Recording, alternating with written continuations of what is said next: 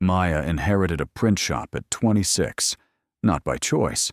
Her uncle had run it for 19 years and left it to her in his will, along with 3 months of unpaid rent and a client list that had been quietly shrinking for 4 years. The shop was on a street with 4 other print shops, all of them cheaper, 2 of them faster.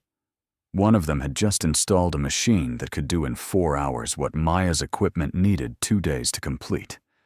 She had $200 in her business account, a lease that renewed in 6 weeks, and no obvious reason for a single customer to choose her over any of the 4 shops they walked past to get to her door. Her accountant told her to close. Her family told her to close. The landlord called twice to ask whether she was planning to renew or vacate. Maya did not close. Instead, she did something that confused everyone who knew her. She started asking her customers questions, not about the print job, about the print job. When a local restaurant owner came in for menus, Maya asked what the new menu meant. New dishes, the owner said, expanding the kitchen, hiring 2 more staff. Maya wrote it down. When a solicitor came in for headed notepaper, Maya asked why new stationery now. New partner joining the firm, he said, growing the practice, looking for larger premises. Maya wrote it down. When a small technology company came in for business cards for 12 new employees, Maya asked what the expansion meant for the area. New office 2 streets away, they said. Moving in next month, bringing 40 people to the neighborhood. Maya wrote it down. Within 3 months, Maya had something none of her 4 competitors had. She knew exactly what was happening in the commercial ecosystem within half a mile of her front door. Which businesses were growing, which were hiring, which were about to move, which were looking for suppliers, which were about to need exactly the kind of introduction that the right person could provide. She started a weekly briefing, 1 page, printed on her own equipment, sent every Friday morning to 14 local investors and developers who paid £200 a month for what she called commercial neighborhood intelligence. Within 6 months, the briefing had 31 subscribers. Within a year, it had 87. The print shop was still running, but it was no longer the business, it was the door. The intelligence was the business. Maya's 4 competitors were still competing on price and speed. Maya had stopped competing entirely. She was selling something none of them knew she had. In 1943, a 13-year-old boy in Washington, D.C., took on a newspaper delivery route. This is the version of the story that every biography tells. Here is the version they don't. Warren Buffett did not take the route because he needed the delivery fee.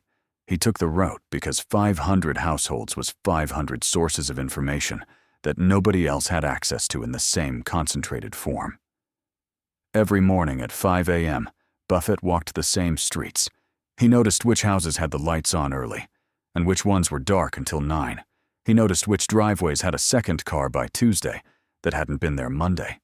He noticed which households canceled their subscription, and when. He noticed which businesses on his route received trade publications alongside the daily paper, and what industries those publications covered. He kept a notebook, not a delivery log, an intelligence file.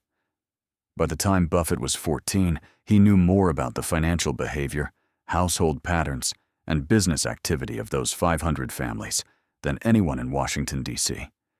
He knew which neighborhoods were growing in wealth, which were declining, which streets had residents who were consistent, reliable, and financially stable, and which had households that canceled subscriptions at the first sign of financial pressure.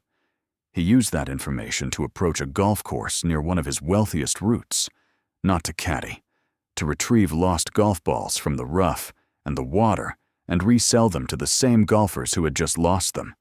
He already knew which golfers played that course on which days.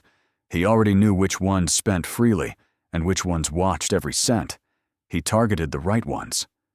At 14, Buffett was running 3 simultaneous income streams, all of them seeded by information he collected while delivering newspapers. The delivery fee was $175 a month. The information was worth everything that came after it. Most people who tell the Buffett story talk about the $175. Buffett was thinking about the notebook. There is a cold principle running through both of these stories. Maya didn't sell print jobs. She sold what print jobs told her. Buffett didn't sell newspapers. He sold what newspaper routes showed him. In both cases, the visible transaction was the door. The information behind the transaction was the building. This principle did not begin with Buffett. It did not end with Maya. It is the operating system of every dominant business on Earth right now. Google does not sell search results. Google sells the most detailed behavioral database in human history, built entirely from what you search for when you think nobody is watching. Every search you perform is a newspaper delivery that pays Google's route fee in the currency of your attention, while Google keeps the notebook. Facebook does not sell connection. Facebook sells the most granular emotional and social mapping tool ever constructed, built from what you post, what you like, what you scroll past, and how long you pause on any given piece of content. You are the delivery route. Your behavior is the notebook. Amazon does not sell products. Amazon sells the predictive knowledge of what 300 million households are about to want before they know they want it. Every purchase you make is a data point in a model that makes Amazon's actual business more valuable every single day. The product is never the product. The product is what the product teaches the seller about the buyer. Buffett understood this at 13 on a newspaper route in Washington, D.C. Maya understood it at 26 in a failing print shop on a street with 4 cheaper competitors. Google, Facebook, and Amazon understand it at a scale that makes both of those stories look like a rough draft. The question is not whether this principle exists. It clearly does. The question is which side of it you are on. Every business you interact with is running a notebook.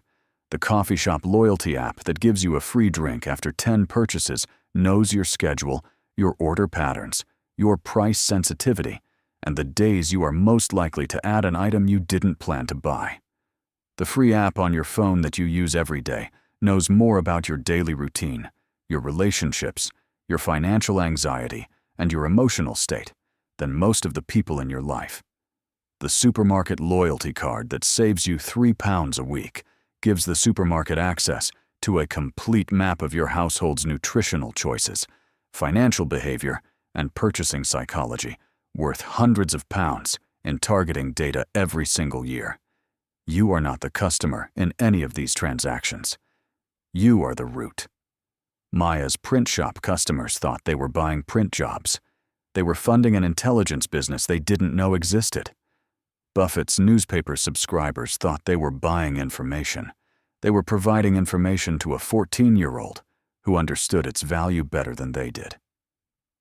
The cold question is this: what are you sitting on right now that you are treating as a byproduct of the thing you actually sell? What do your customers tell you every time they interact with you that you are writing down nowhere? What notebook are you not keeping? Because somewhere in the transactions you are already making, there is a business more valuable than the one you think you are running. Buffett found his at 13. Maya found hers at 26. The ledger is open.